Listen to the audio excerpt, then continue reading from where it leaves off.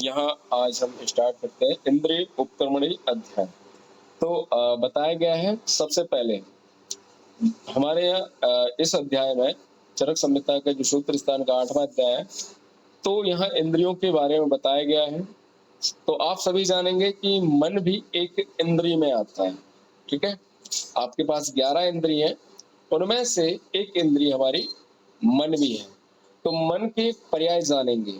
मन के पर्याय कहा जाता है कि अति इंद्रिय इज वेरी वेरी इंपॉर्टेंट, सत्व भी कहा जाता है और चेत भी कहा जाता है। अति इंद्रिय, सत्व, चेत, ये सभी पर्याय किसके हैं? मन के हैं। अर्थात कहा गया है, इसे अगर श्लोक में कहें तो अति इंद्रियम पुनर्मना सत्व संगकम च इत इत्युक्ते। अर्थात सभी लोग याद रखेंगे कि ये जो पर्याय है मन के, सभी को याद रखना। फिर कहा गया है कि मन सभी इंद्रियों की चेष्टाओं का प्रधान कारण है। तो चेष्टा प्रत्यभूतम इंद्रियाणाम, अर्थात आपकी जितनी भी इंद्रियों की मतलब कि मन सभी इंद्रियों की चेष्टाओं का प्रधान कारण होता है। ध्यान रखना, आपका मन है सही जगह तो आपकी जितनी भी इंद्रियां हैं प्रॉपर तरीके से काम करेंगी। अगर आपका मन ही नहीं है तो आपकी इंद्रियां अच्छे से काम नहीं करेंगी।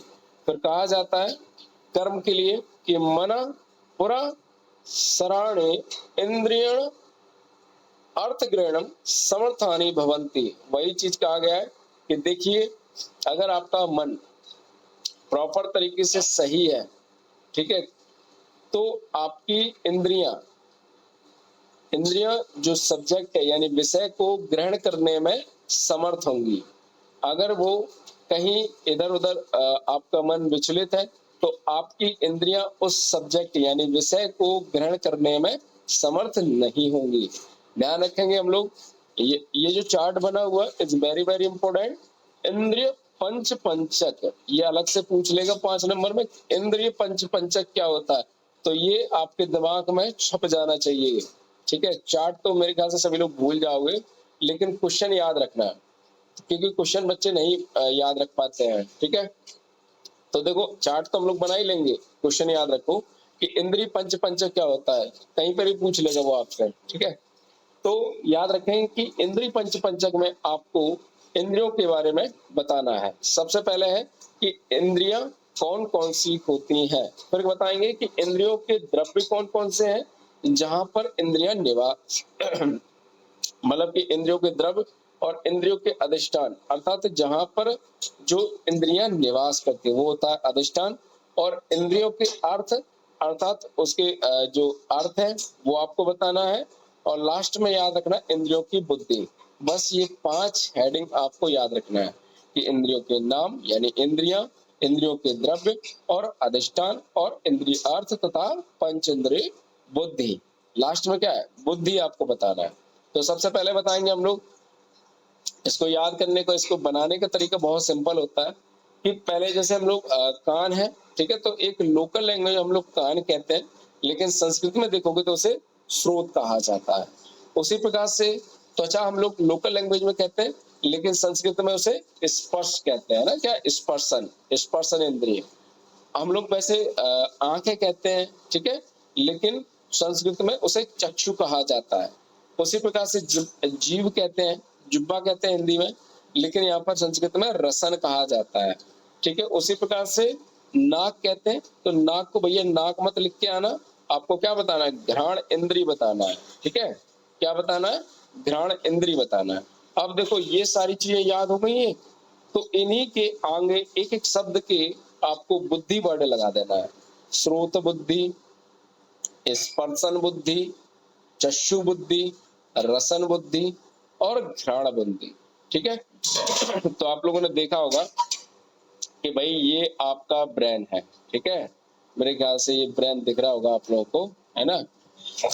तो अब यहाँ पर ये लोब बने हुए हैं कि भाई ये देखने का, ये सूंघने का है ना, ये चखने का, ये तो इस तरीके से ये लोब बने हुए हैं।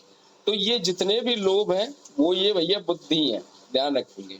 ठीक है, अब क्या करेंगे कि इनके स्थान भी बता देना है, यानी कि अधिष्ठान भी बता देना है।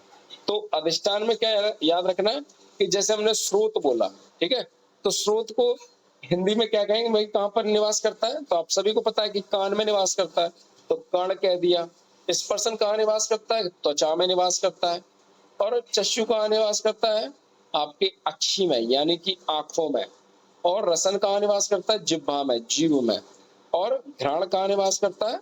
आपकी नाक में, यानी नासिका में। तो ये भी अधिष्ठान भी याद हो गए। तो 3 हम लोगों ने कॉलम अच्छे से याद कर लिए, ठीक है। अब देखेंगे कि इनके द्रव्य क्या होते हैं। तो द्रव्य में हमें 5 महाभूत लिख लेना है। क्या लिख लेना है? 5 महाभूत। तो देखो, जैसे स्रोत है तो स्रोत में आकाश लिख सकते हैं, और स्पर्शन में वायु, तथा चक्षु में ज्योति या आप अग्नि कह सकते हो, ठीक है। और रसन में यहाँ पर जल याद रखना है, तथा घ्राण में भूमि याद रखना है, ठीक है। तो ये आपने पंचमहाभूत बता दिए। तो ये हो गए हमारे इंद्रिय द्रव्य।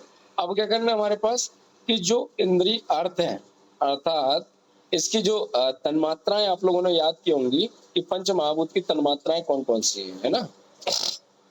तो आपको बताना है कि आकाश में भैया शब्द मिल जाएगा, वायु में स्पर्शन मिल जाएगा, और अग्नि में रूप मिल जाएगा, तथा जल में रस मिल जाएगा, और भूमि में गंध मिल जाएगी। तो ये होता है इंद्रिय अर्थ, यानी आपकी तन्मात्राएं, ठीक है। तो इस तरीके से ये question is very very important. आप लोगों को ऑब्जेक्टिव भी पूछे जाते हैं, तथा आपको थ्योरेटिकली में भी ये चार्ट पूछ लिया जाता है। इसके बाद कुछ ऑब्जेक्टिव और आते हैं, ठीक है। जैसे कहा जाता है कि पंच इंद्रिय बुद्धि के प्रकार बताइए, इज वेरी वेरी इंपॉर्टेंट। तो आपको बताना है कि भाई एक तो क्षणिक होती है और एक निश्चितात्मक होती है। तो आप सभी लोग जानते हैं कि जो भी सब्जेक्ट हम लोग ग्रहण करते हैं, ठीक है, कुछ भी हम लोग पढ़ते लिखते हैं जो भी है, तो कभी कभी क्या रहता है कि कुछ चीजें हमें आज याद किया तो कल भूल जाते हैं, ऐसा होता है हमारे साथ। तो वो होता है क्षणिक, ठीक है। और निश्चितात्मक का मतलब ये होता है कि आज हमने पढ़ा है, और मेरे ख्याल से कुछ चीजें ऐसी रहती हैं कि वो आपको काफी समय तक याद रहती हैं, ठीक है। तो वो होता है हमारा निश्चितात्मक। तो वो बना ही रहता है, वो नहीं भूल सकते आप। पर देखते हैं कि मन, आत्मा, मन के विषय तथा बुद्धि, ये क्या कहलाते हैं? अध्यात्म द्रव्य गुण संग्रह। तो आपसे अलग से पूछ लेगा, ठीक है।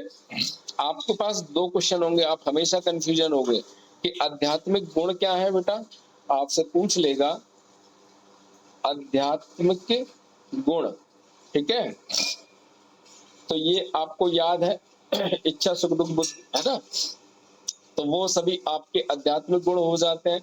लेकिन यहाँ पर कह रहा है आध्यात्मिक गुण नहीं, वैसा ही मिलता जुलता एक शब्द है, अलग से पूछ लेगा कि आध्यात्मिक द्रव्य गुण संग्रह क्या होता है, या इसमें कौन कौन आता है। तो आपको बताना है कि आध्यात्मिक द्रव्य गुण संग्रह में आपके पास मन है, आत्मा है, और मन के विषय है, तथा बुद्धि है। ये 4 चीजें आती, इज वेरी वेरी इंपॉर्टेंट। तो आध्यात्मिक द्रव्य गुण संग्रह किसे कहा जाता है, तो ये आपको बताना है। फिर बताएंगे, यहाँ पर कर्म के बारे में बताया गया है कि शुभ अशुभ प्रवृत्ति निवृत्ति हेतुश्च द्रव्य आश्रित च कर्म यद उच्यते क्रियते। अर्थात कहा जाता है कि ये जो आपकी मतलब मन है, तो मन के द्वारा क्या है, शुभ कर्म अशुभ कर्म, इनमें प्रवृत्ति करना, ठीक है, या तो निवृत्ति करना। निवृत्ति मतलब उनसे अलग हो जाना। आपका मन ही खुद कहेगा कि भाई ये मैं काम करूं या नहीं करूं, क्योंकि ये मुझे गलत लग रहा है, ये मुझे शुभ नहीं लग रहा है, ठीक है। तो इसे कहा जाता है कि निवृत्ति, ठीक है। और जो भी मतलब हेतुश्च द्रव्य आश्रित, अर्थात कहा जाता है कि जो भी कर्म किए जाते हैं, ठीक है, तो वहां पर आपका मन ही डिसाइड करता है कि भाई मुझे ये काम करना है कि नहीं करना है। फिर उसके बाद देखें कि मन का earth is very very important. आप सभी को पता होना चाहिए कि मन का अर्थ होता है चिंत्य, है ना। मन का अर्थ क्या है? चिंत। तो मनस्तु चिंत्य अर्थ, अर्थात ये श्लोक में आप कह सकते हो। तो मन का विषय या अर्थ क्या है, चिंत्य होता है। फिर कहा जाता है कि मन के विषय कितने होते हैं, आपको याद रखना है कि मन के विषय 5 होते हैं। बता चुका हूं मैं पहले भी कि चिंत विचार उहु दे संकल्प, तो ये वर्ड आपको याद रखना है, चिंत विचार दे उहु संकल्प। ये हमारे पास 5 विषय हैं। फिर कहा जाता है कि मन की या मानसिक विकृतियां क्या होती हैं, तो आपको बताना है कि जो इंद्रियां हैं, इंद्रियों के जो अर्थ है, इंद्रियों के अर्थों का या तो आप अयोग करा दो, या तो अति योग करा दो, या तो मिथ्या योग करा दो। ठीक है, अर्थात कहा जाता है कि जैसे आपका जो मन है, ठीक है, तो मन के जो विषय हैं, ठीक है, तो उनका या तो बिल्कुल ही मतलब ग्रहण ही मत करो कि जैसे कोई मैं पढ़ा रहा हूँ बोर्ड पर, तो आप उसको ध्यान में ही नहीं दो। ठीक है, तो ये हो गया अयोग। आप दूसरी चीजें सोचने लगो, देखो बस सामने के मतलब सर पढ़ा रहे हैं, तो आपको कुछ भी समझ में नहीं आएगा, तो ये होता है अयोग। अति योग क्या है कि कोई भी मतलब आप चीजें कर रहे हो मन से, ठीक है, तो उसमें बहुत ही ज्यादा देर तक करना, तो ये होता है अति योग। ठीक है, और मिथ्या योग में क्या होता है कि कोई भी अगर आपको उचित कार्य करने में मन लगता है, लेकिन आप उचित कार्य ना करते हुए गलत सलत काम करो, मैं मन लगाओ, तो ये क्या होता है, मिथ्या योग। जैसे कि मैं आपको बता देता हूँ, कभी देखा होगा कि कईयों लोग क्या रहता है कि कोई व्यक्ति फेल हो गया है ना, तो वो क्या करता है, गम में डूबा रहता है, उसका मन मिथ्या में चला जाता है, उल्टे सीधे चीजें सोचने लगता है कि मैं क्या करूं भाई, है ना, फेल हो गया, सुसाइड कर लूं, ये कर लूं, वो कर लूं, है ना, तो ये मिथ्या ही होगा, तो ये गलत होता है। इन चीजों को याद रखेंगे। उसी प्रकार से कहा जाता है कि इंद्रियों की भौतिकता इज वेरी वेरी इंपॉर्टेंट। सभी लोग याद रखेंगे कि सुश्रुत और सांख्य ने कहा है कि इंद्रियां भाई आपकी अहंकारी होती है, जबकि चरक वेदांत और न्याय वैशेषिक ये सभी के सभी भौतिक मानते हैं। क्या मानते हैं, भौतिक होती हैं। तो इंद्रियां भौतिक कौन मानता है, अहंकारी कौन मानता है, तो जब सृष्टि उत्पत्ति क्रम मैंने पढ़ाया था, तो वहां पर आपको याद रखना है कि भाई सुश्रुत और सांख्य ने आपकी जो इंद्रियां हैं इन्हें अहंकारी माना है, जबकि चरक वैशेषिक वेदांत न्याय ये सभी भौतिक मानते हैं। फिर कहा जाता है कि सदव्रत का वर्णन आपको बताना है। आपसे पूछ लिया जाएगा सदव्रत का वर्णन किस अध्याय में किया गया है। आई थिंक कल ही क्वेश्चन था, ठीक है, तो काफी बच्चों के गलत भी है ना, कईयों के सही भी है, तो याद रखेंगे कि इंद्रिय उपक्रमणी अध्याय में बताया गया है सदव्रत का वर्णन। तो यहाँ देखेंगे सदव्रत पालन करने से मनुष्य एक साथ दो दो लाभ प्राप्त करता है, इज वेरी वेरी इंपॉर्टेंट। ठीक है, तो दोनों लाभ आपको पता होना चाहिए कि क्या क्या है। एक तो आपका है आरोग्य, यानी कि आप बीमार नहीं रहोगे, सदव्रत का पालन करोगे। दूसरा है इंद्रिय विजय, अर्थात आप बेटा अपनी इंद्रियों पर विजय प्राप्त कर लेंगे। बोले सदव्रत में होता क्या है, तो ध्यान रखेंगे कि सदव्रत में आपके पास नियम है, नियम के अकॉर्डिंग ही आपको चलना है। ठीक है, तो जैसे कहा जाता है, एक दो नियम मैं आपको बता देता हूँ। जैसे त्रिपक्षस्य केश संसृ लोम नखान संहारित, अर्थात यहाँ पर आपको संहार करना है, यानी कहते नहीं धड़ से अलग कर दो, काट दो इनको, तो केस काट दो, ठीक है, नाखून काट दो, समश्रु दाढ़ी मूछे, ठीक है। तो त्रिपक्ष में कहा गया है ना, मतलब कि एक पक्ष में 3 बार कहा गया है। तो एक पक्ष में आपके पास 15 दिन होते हैं, तो 15 दिन में आपको 3 बार नाखून, बाल, है ना, कटिंग, ये दाढ़ी मूछें बना लेनी है, ध्यान रखेंगे। तो ये नियम के अकॉर्डिंग चल रहा है। तो ये लोग कौन फॉलो करते हैं, मेरे ख्याल से एक सामान्य व्यक्ति तो नहीं करता है ना। जैसे देखा होगा आप लोगों ने, आर्मी वाले, मिलिट्री वाले जो लोग हैं, वो इस नियम को अच्छे से फॉलो करते हैं, सामान्य व्यक्ति इस चीज को नहीं फॉलो करते हैं। ठीक है, फिर यहाँ पर देखेंगे कि प्राक श्रमाद व्यायाम वर्ज शाद, अर्थात कहा जाता है कि आपको व्यायाम कब तक करना है, ध्यान रखना कि जब तक आप थक ना जाए, जैसे ही आप थक जाओ वैसे ही बंद कर दो, है ना। अर्थात थकने से पहले ही बंद कर सकते हो। ठीक है, पता पड़े कि आपको हार्ट अटैक हो गया, तो आजकल के जिम में देखा होगा कि नई नई युवा पीढ़ी जिम में लगे रहते हैं, ठीक है, फिर कहते हैं कि हार्ट अटैक आ गया, मर गए, है ना? तो क्यों? क्योंकि वो अपनी मतलब थकान के बाद भी करते रहते हैं, तो आपको इस चीज को याद रखना है। फिर बताया गया है कि ना उच्च हंसे, अर्थात आपको जोर जोर से नहीं हंसना है, ठीक है? तो आप लोग इस चीज को याद रखेंगे कि आपको जोर जोर से नहीं हंसना है। अगर आप हंसते हो चार आदमियों के बीच में, तो ऐसा कहा जाएगा कि आप एक पागल व्यक्ति हो, ठीक है? तो जोर जोर से नहीं हंसना है, हंसना है लिमिट में हंसो, ठीक है? फिर कहा जाता है कि न नखान वाद्यत, अर्थात आपको बताया गया है कि नाखूनों को नहीं बजाना है। कई और देखा होगा लड़के लड़कियां बैठे बैठे नाखूनों को नाखूनों से घिसते रहते हैं, है ना, हाथों की उंगलियों से। फिर बताया गया है कि रत्न घृत पूज्य देवगण मंगल पदार्थ उत्तम पुष्पों के स्पर्श बिना आपको घर से नहीं निकलना। अगर आप लोग घर से निकल रहे हो, ट्रैवलिंग के लिए जा रहे हो, या आप कहीं पे भी जा रहे हो, तो आपको क्या करना है? मंगल पदार्थ, यानी कि आपके पास बहुत सारे मंगल पदार्थ हैं, ठीक है? आप पूजा वूजा करके निकले, है ना, माता पिता की पूजा करके निकले, है ना, भगवान की करें। और रत्न, रत्न को धारण करके निकले, ठीक है? जो भी आपके पास रत्न बताए गए, पन्ना पुखराज जो भी हैं, आप अपनी राशि के अकॉर्डिंग देख लेना, ठीक है? फिर बताया गया कि उत्तम पुष्प के स्पर्श से निकले, तो ध्यान रखेंगे आपके पास बहुत सारे उत्तम पुष्प है, ठीक है? तो देखा होगा मेरे ख्याल से कोई जैसे तीर्थ स्थान पे जाता है, तो क्या होता है, चाहे मम्मी हो पापा हो जो भी हो आपके, है ना, आप ही लोग कोई भी जाता हो, तो आप लोग उनको क्या करते हो? बढ़िया माला वाला पहना के फिर उनसे विदाई करते हो कि जाओ भैया आप, तो वो स्पर्श करते हो उत्तम पुष्प, तब जाके उन्हें निकालते हैं। तो उससे क्या है, कोई भी अगर दुर्घटना होने वाली होती है ना, तो वो नहीं होती है, ठीक है? उससे आप बच जाओगे।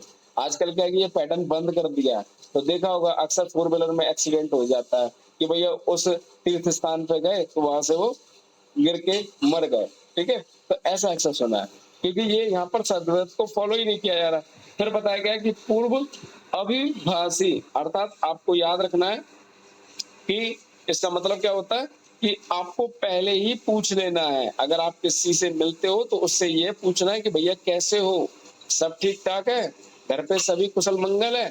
हाँ, सब कुशल मंगल है। तो इस तरीके से आपको पूछना है, ये वेट नहीं करना है कि नहीं साहब मैं कलेक्टर बन गया हूँ तो वो उसकी अटकी है, वो मुझसे पूछेगा, ऐसा नहीं है ना, क्योंकि ये सदव्रत को फॉलो नहीं करता है।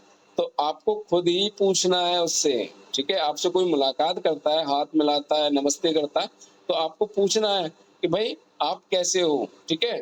फिर कहा जाता है कि चरक के अकॉर्डिंग कि उत्तर दिशा में मुख करके भोजन करना है। तो ध्यान रखेंगे जितने भी लोग हैं, ठीक है, मैंने दिशा सूचक यंत्र आप सभी को डाउनलोड करा रखा है, तो आप देख लेना कि उत्तर दिशा की ओर आप सभी लोग बैठ के खाना खाएंगे, ठीक है? फिर कहा जाता है कि न स्त्री वजन वजन आई, न स्त्रियम वजानीय, न अति विश विश विश्रम्येत, न गुहम अनुश्रावित, अर्थात कहा जाता है कि स्त्री का अपमान ना करें भाई, ठीक है? सबसे बड़ी बात तो ये है।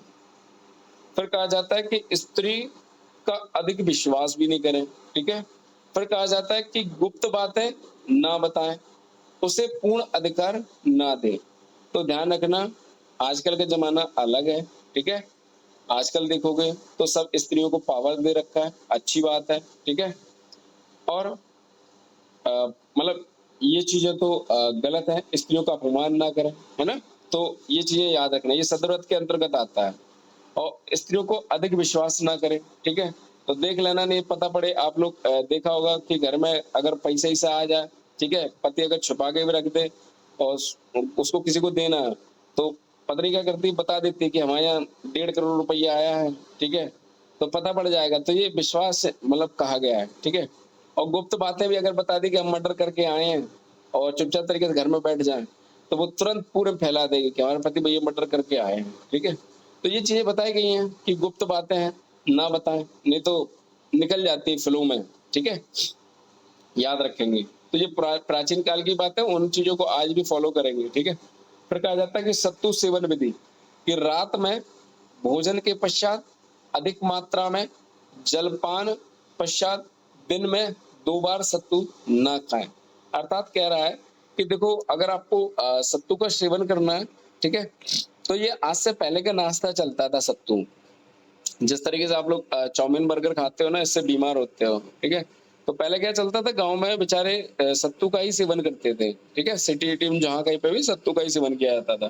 तो कह रहे हैं कि रात में भोजन के बाद आपको नहीं लेना है, अधिक मात्रा में नहीं लेना है, नाश्ता के रूप में लेना है और बहुत ज़्यादा जलपान के बाद भी नहीं लेना है, ठीक है? दिन में 2 बार ले सकते हो, ठीक? तो ये सारी चीज़ें हैं सत्तू का।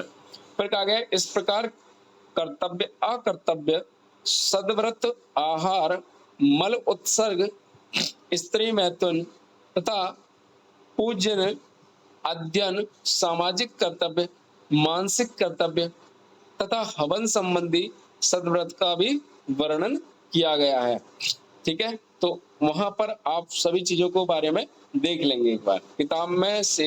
ये चीजें एक बार रीड करना, आपको अच्छा भी लगेगा और इंटरेस्टिंग भी लगेगा, ठीक है? ताकि आप सभी लोग अपनी अपनी लाइफ में सुधार कर सको कि कुछ ना कुछ तो आयुर्वेद में सिखाया है, क्योंकि ये अच्छी अच्छी बातें मेरे ख्याल से और कहीं नहीं सिखाई जाती है, ये केवल आयुर्वेद में ही सिखाई जाती है, ठीक है?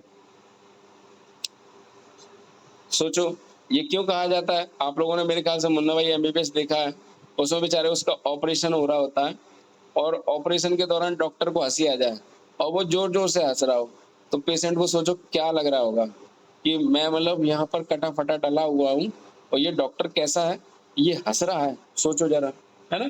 तो ऐसा नहीं करना है, ठीक है? चलो,